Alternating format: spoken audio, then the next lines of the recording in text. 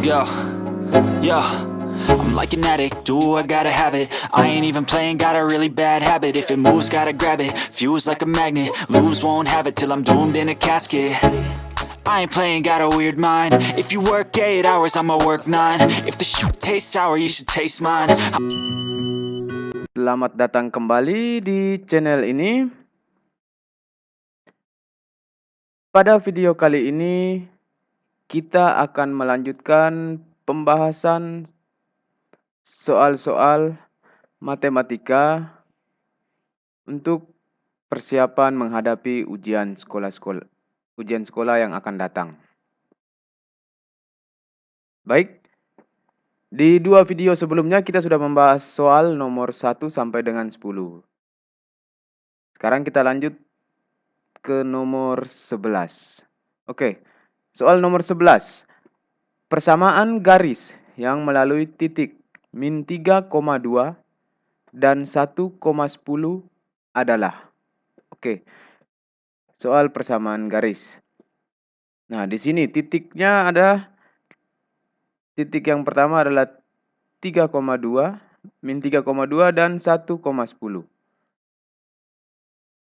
Nah, untuk mencari persamaan garisnya, kita gunakan rumus Y kurang Y1 per Y2 kurang Y1 sama dengan X dikurang X1 per X2 dikurang X1. Nah, ini rumusnya. Sekarang kita harus tahu dulu mana X1, X2, dan Y1, Y2-nya. Nah, untuk X1-nya di sini X1 sama dengan min 3, X2 sama dengan 1, kemudian Y1 sama dengan 2, dan Y2 sama dengan 10. Setelah kita mengetahui X1, X2, Y1, dan Y2-nya, tinggal kita ganti rumusnya ini. Kita ganti rumusnya ini, Y1-nya kita ganti dengan yang sudah diketahui, X1, Y2 kita ganti dengan yang sudah diketahui. Nah, sekarang kita langsung saja ganti Y kurang Y1-nya diketahui adalah Y1, Y1-nya adalah 2 per Y2-nya adalah 10 kurang Y1-nya adalah 2 sama dengan X kurang X1-nya adalah negatif 3 per X2-nya adalah 1 dikurang X1-nya adalah negatif 3.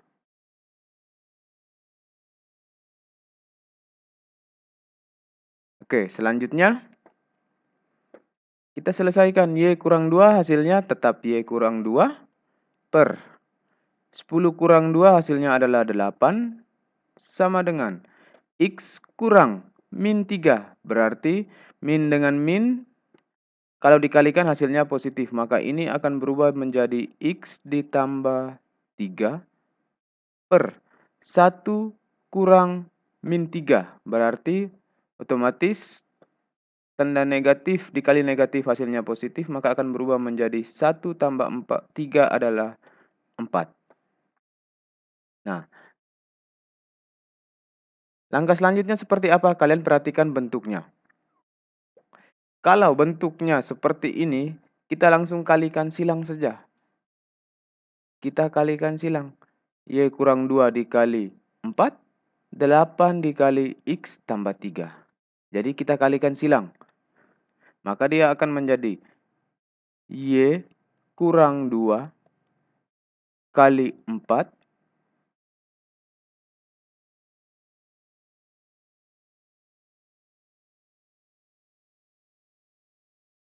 Y kurang 2 kali 4 sama dengan 8 dikali X tambah 3. Oke.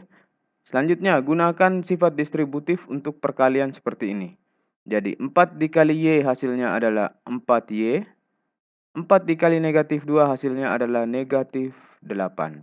Sama dengan 8 dikali X adalah 8X. 8 dikali positif 3 adalah positif 24. Maka selanjutnya, 4Y kurang 8 sudah pasti tidak bisa kita selesaikan. Karena yang satu memuat variabel Y, sedangkan yang satu hanya konstanta, tidak ada variabelnya. Jika ini operasinya perkalian, bisa kita selesaikan. Tetapi karena ini operasinya pengurangan, tidak bisa kita selesaikan. Begitu juga yang di sebelah. Yang ini juga tidak bisa kita selesaikan, karena bukan suku sejenis. Nah, untuk menyelesaikan soal seperti ini, kumpulkan yang sejenis. Berarti 4Y sama dengan 8X ditambah 24. Min 8 ini kita pindahkan ke sebelah sama dengan, maka akan menjadi positif 8. Selanjutnya 4Y sama dengan 8X ditambah 24 ditambah 8 adalah 32.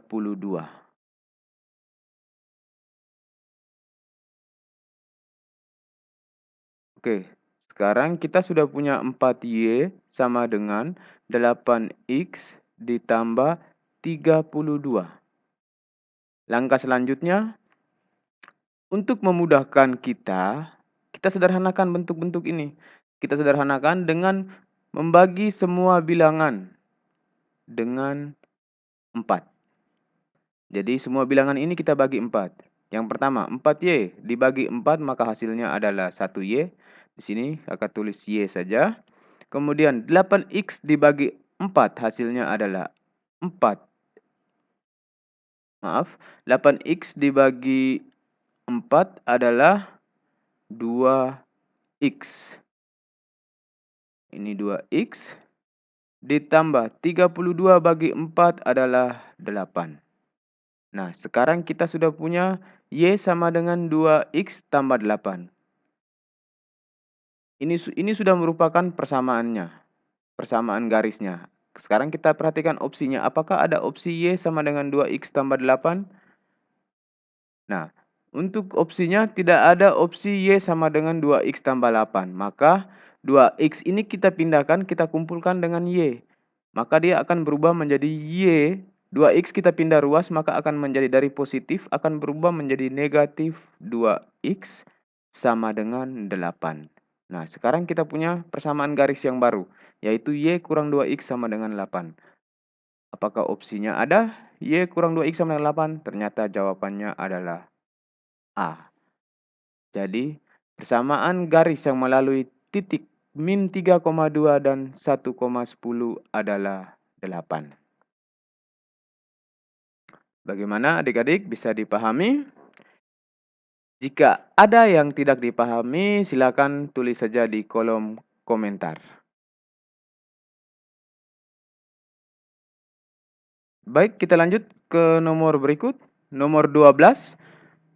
Nilai Y dari sistem persamaan 2X tambah 3Y sama dengan 11 dan X kurang Y sama dengan 3 adalah.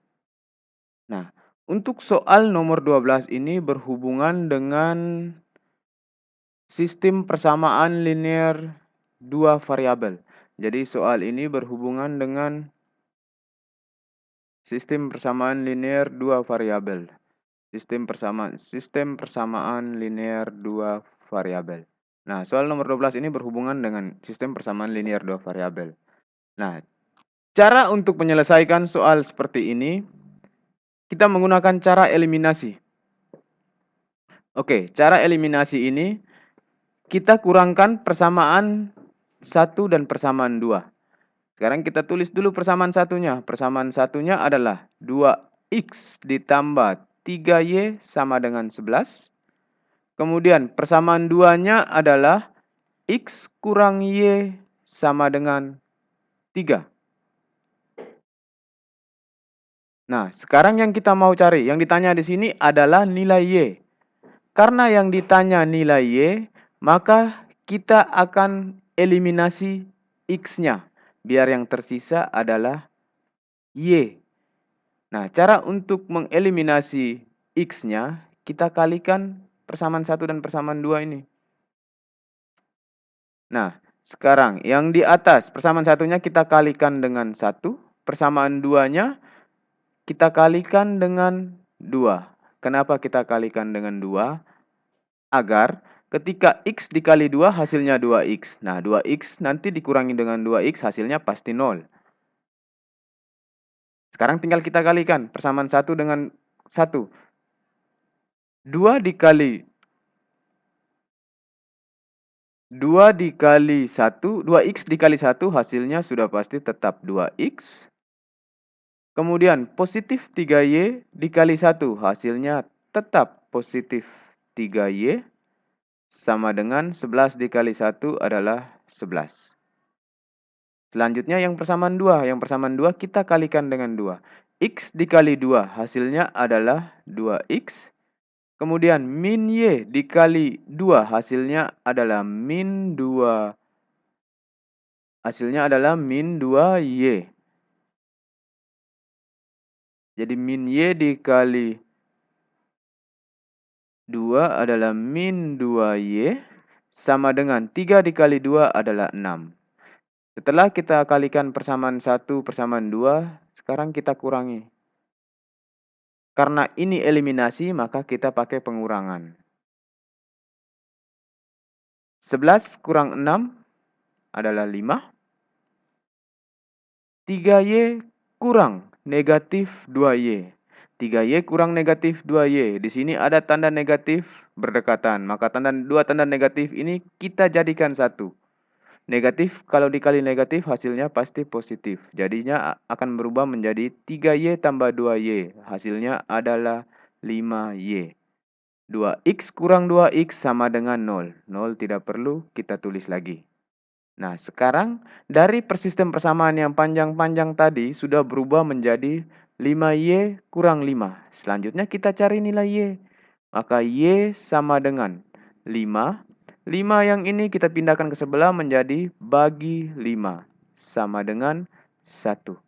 Kita dapat nilai Y-nya adalah 1. Jawabannya adalah D. Bagaimana adik-adik, bisa dipahami? Oke, kita lanjut ke nomor berikut.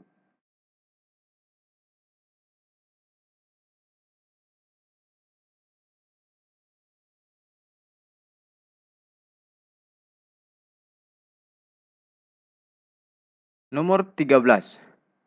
Fungsi fx, maka 2x tambah 3. Jika nilai fa sama dengan 17, maka nilai dari a adalah. Oke, di sini diketahui fungsinya adalah fx sama dengan 2x ditambah 3. Kemudian diketahui lagi nilai dari fa itu sama dengan 17. Nah, sekarang kita tulis rumus fungsinya. Rumus fungsinya adalah fx sama dengan 2x ditambah 3. Nah, selanjutnya di sini diketahui ada fa sama dengan 17. Di sini diketahui fa 17, maka nanti x-nya ini kita ganti dengan a. Jadi, karena x-nya mau kita ganti dengan a, maka x-nya ganti dengan a, jadinya fa sama dengan 2. X-nya kita ganti dengan a, berarti 2 dikali a ditambah 3. Maka fa sama dengan 2 dikali a adalah 2a tambah 3. Nah, sekarang di sini harusnya ada sama dengan nilai dari fa itu tadi yang diketahui di soal adalah 17. Maka di sini kita tambahkan lagi dengan sama dengan 17. Begitu juga dengan ini sama dengan 17. Nah, sekarang kita sudah punya bentuk 2A tambah 3 sama dengan 17. Selanjutnya, 2A sama dengan 17. Positif 3 ini kita pindahkan ke sebelah sama dengan, maka dia akan berubah menjadi negatif 3. Selanjutnya 2A sama dengan 17 dikurang 3 adalah 14. Selanjutnya A sama dengan 14. Duanya kita pindah ke sebelah sama dengan menjadi bagi 2. Jadinya 14 bagi 2 sama dengan 7. Jadi jawaban dari nomor 13 adalah B.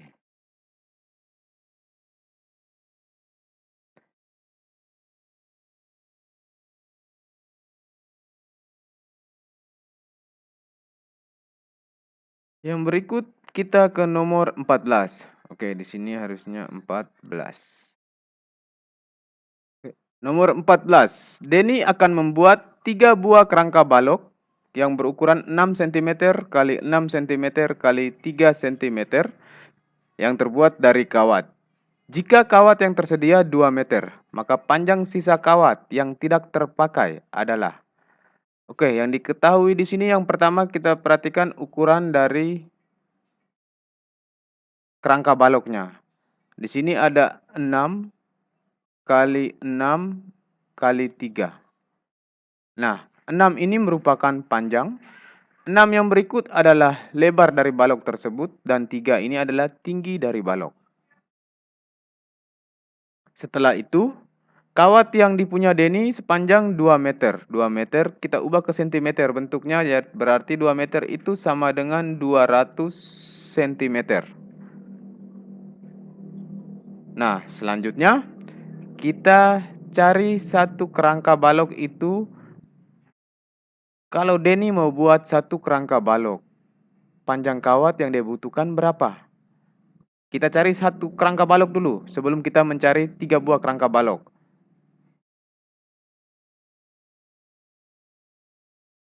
Satu kerangka balok. Nah, satu kerangka balok dia butuhkan kawat sepanjang berapa sentimeter? Oke, rumus yang kita pakai adalah, rumusnya adalah 4 dikali panjang tambah lebar tambah tinggi. Nah, di sini rumusnya ada angka 4 nih. 4 ini asalnya dari, kalian ingat baik-baik, jumlah rusuk dari balok. Untuk rusuk panjang pada sebuah balok, pasti jumlahnya ada 4 rusuk. Begitu juga dengan lebar ada 4 dan tinggi juga ada 4. Berarti, maka rumusnya di sini adalah 4 dikali panjang tambah lebar ditambah tinggi. Selanjutnya, 4. Panjangnya kita ganti yang diketahui. Panjangnya di sini adalah 6, ditambah lebarnya adalah 6, ditambah tingginya adalah 3. Selanjutnya, 4 dikali 6 tambah 6 tambah 3 adalah 15. Selanjutnya, 4 dikali 15 adalah 60. Nah, ini berarti 60 cm ini panjang kawat yang dibutuhkan oleh Denny untuk buat satu kerangka balok. Nah, sekarang yang ditanya adalah Denny mau buat 3 buah kerangka balok. Maka selanjutnya tinggal kita kalikan dengan 3. Berarti kalau 3 kerangka balok, 3 kerangka akan menjadi 3 dikali 60 cm sama dengan 180 cm. Berarti kalau Denny buat 3 kerangka balok, maka dia butuhkan kawat sepanjang 180 cm. Denny punya kawat, panjang kawat yang Denny punya adalah, 200 cm. Berarti sisa kawat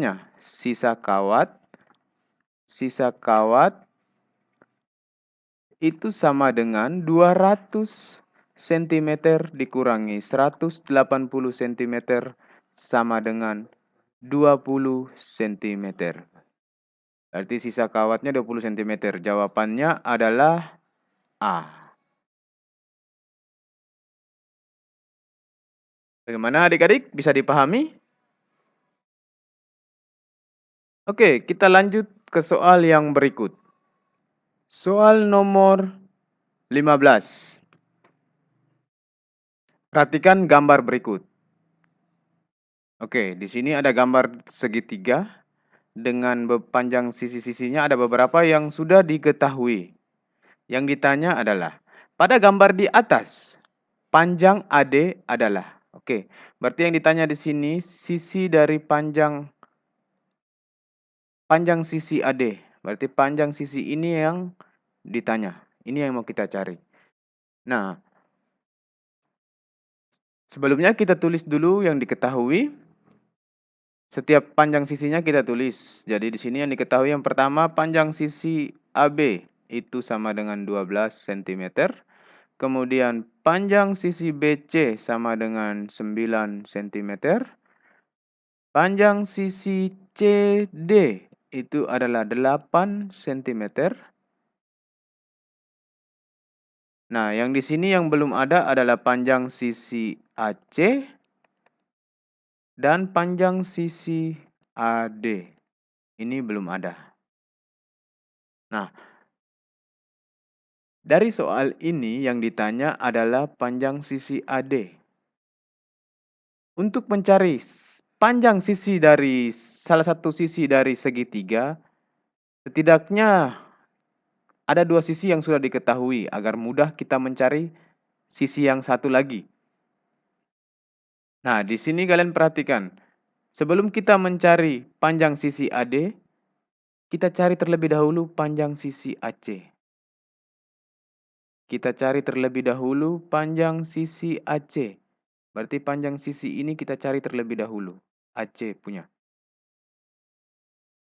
Nah, untuk mencari panjang sisi ini kita gunakan rumus teorema Pitagoras.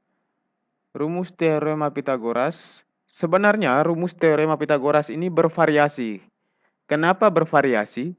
Karena rumus teorema Pitagoras mengikuti konteks soalnya, tergantung bunyi soalnya.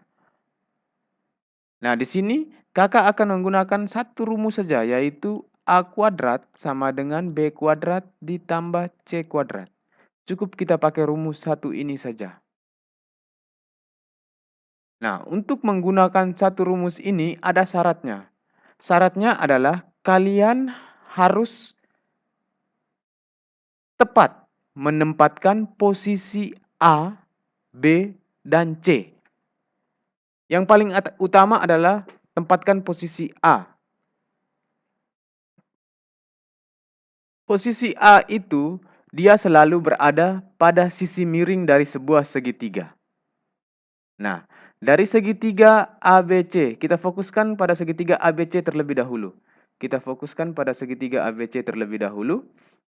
Dari segitiga ABC, sisi miringnya yang bagian mana? Sisi mana? Apakah sisi AB, sisi BC, atau sisi AC?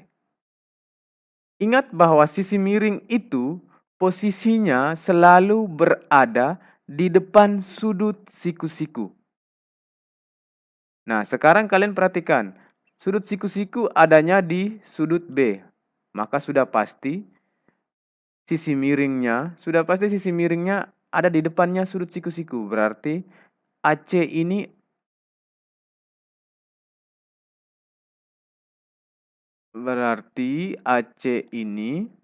adalah posisi A-nya.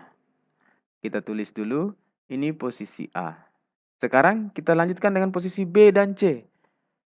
Posisi B dan C mengikuti posisi A. Dia berlawanan arah jarum jam. Berarti di sini B, di sini C.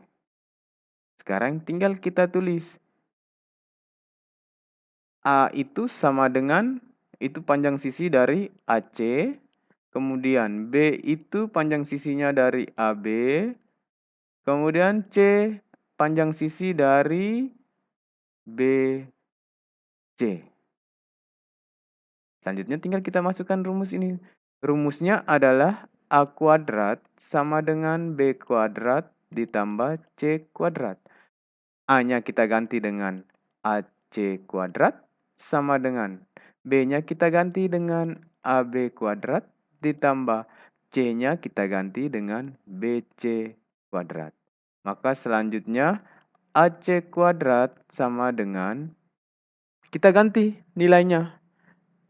AB yang diketahui adalah 12. Maka ini 12 kuadrat ditambah BC kita ganti dengan 9 kuadrat. AC kuadrat sama dengan 12 kuadrat adalah 144 ditambah 9 kuadrat adalah 81.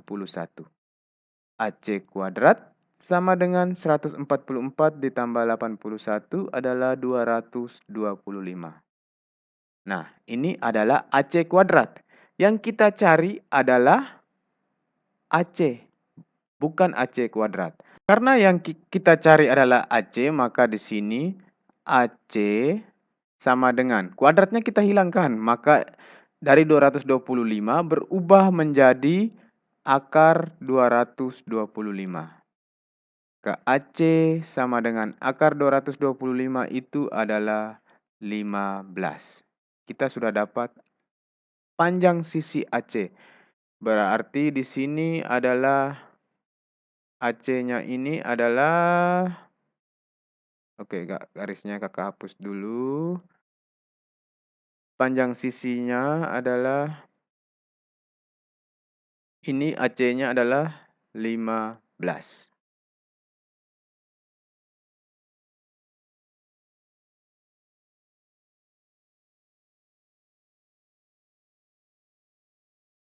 Oke. Setelah kita dapat AC, sekarang kita lanjutkan. Kita cari panjang AD. Sekarang kita lanjutkan dengan mencari panjang AD.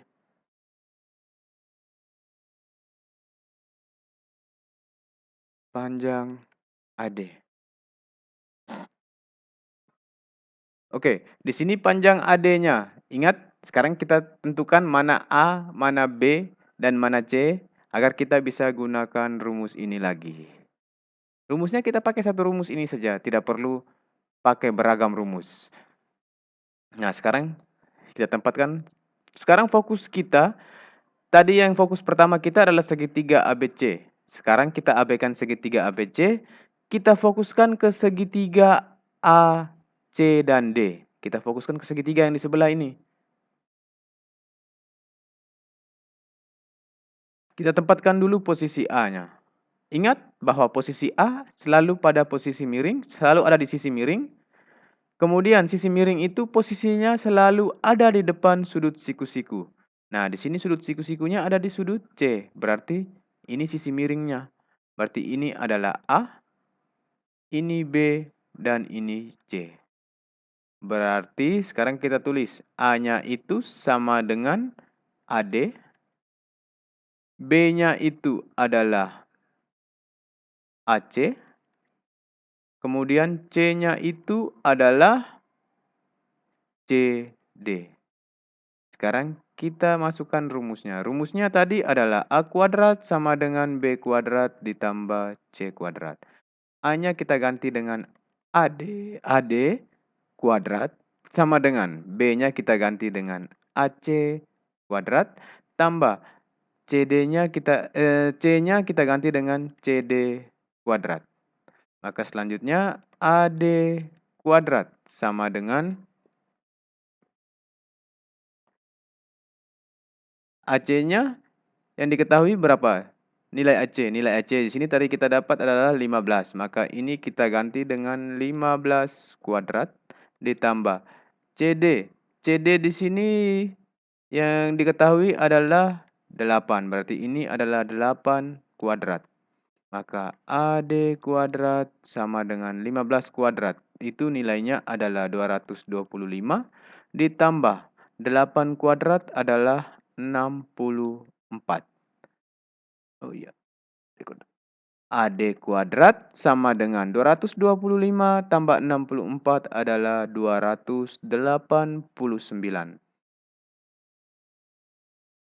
Di sini kita sudah punya hasil akhir adalah AD kuadrat sama dengan 289. Yang ditanya adalah AD, sedangkan yang kita dapat AD kuadrat. Berarti kita hilangkan kuadratnya. Yang tersisa adalah AD sama dengan ketika kita sudah hilangkan kuadratnya, syaratnya harus akar. Jadi, dari 289 berubah menjadi akar 289. Nah, akar 289 itu nilainya adalah 17.